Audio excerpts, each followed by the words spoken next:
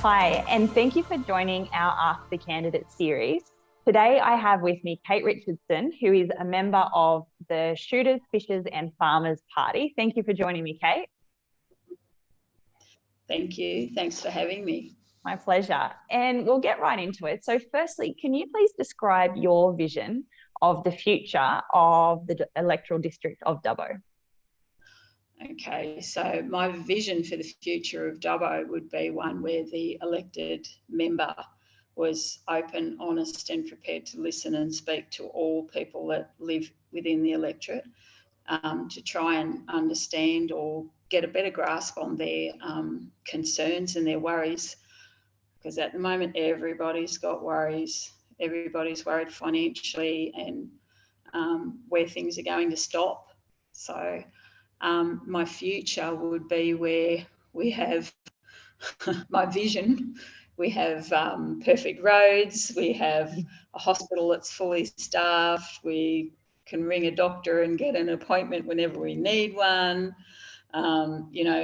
We're not waiting 20 minutes for a paramedic to arrive. We're not hoping that the police aren't too busy to come, that there's plenty of essential services around that in this region that are absolutely necessary to maintain our well-being in this electorate. Yeah. Thank you. And what key housing issues does your policy specifically address? So obviously the whole state is in a crisis of housing at the moment, whether it be a rental, which you would know, or purchasing a home. It just seems to be becoming more and more difficult. And I mean, I know there's options around to actually buying a home. You can defer your stamp duty or pay it at some later stage.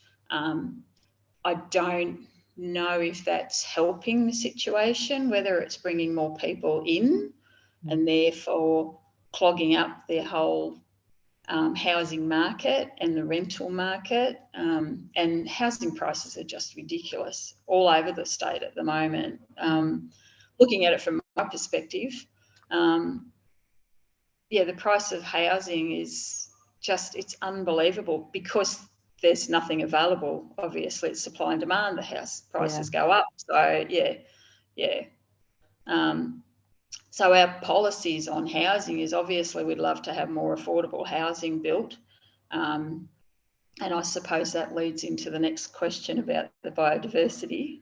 Yeah, sure. So just for our listeners, so the Biodiversity Conservation Act and specifically the offset scheme around that is having a disproportionate impact on our development in regional areas. So how do you plan to bring change? So I think in theory, just me personally, I think the Biodiversity Act the idea of it is good. The implementation of it, not so good. It seems to me that it's actually discouraging developers to buy land and to develop it, to put affordable housing on it for people that desperately need it. So you would have to look at how you're going to change that. I mean,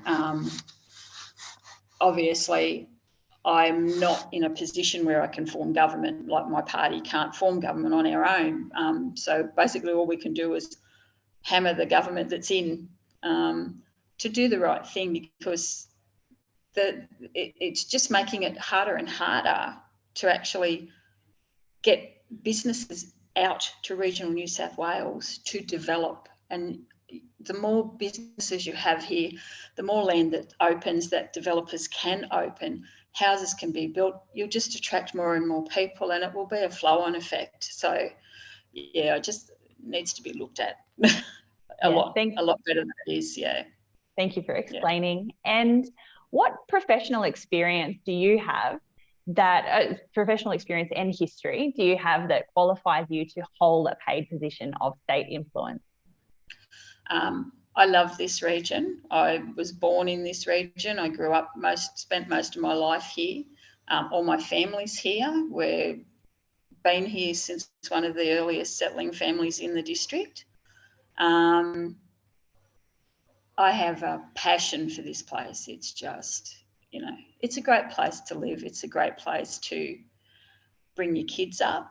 I think that working in the health industry for as long as I have, you really do get an insight as to how much in crisis the health industry is, in the hospitals, in doctors, all those sorts of areas. And I feel that I can just bring more to the table, and I want to include everyone in the electorate, because they take the time to put me as number one on their ballot paper.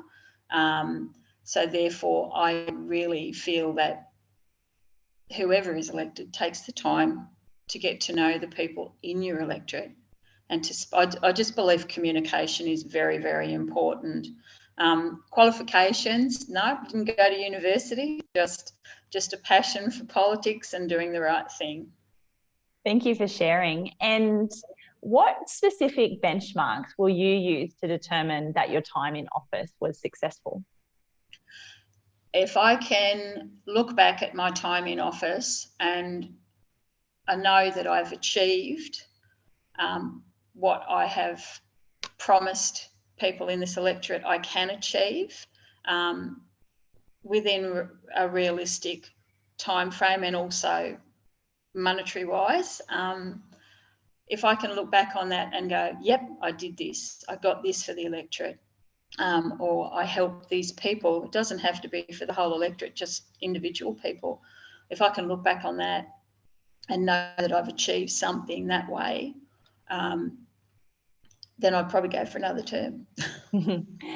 Thank you for sharing. And finally, how will you respond when there's an issue that causes your personal values and your party's policies to be in conflict?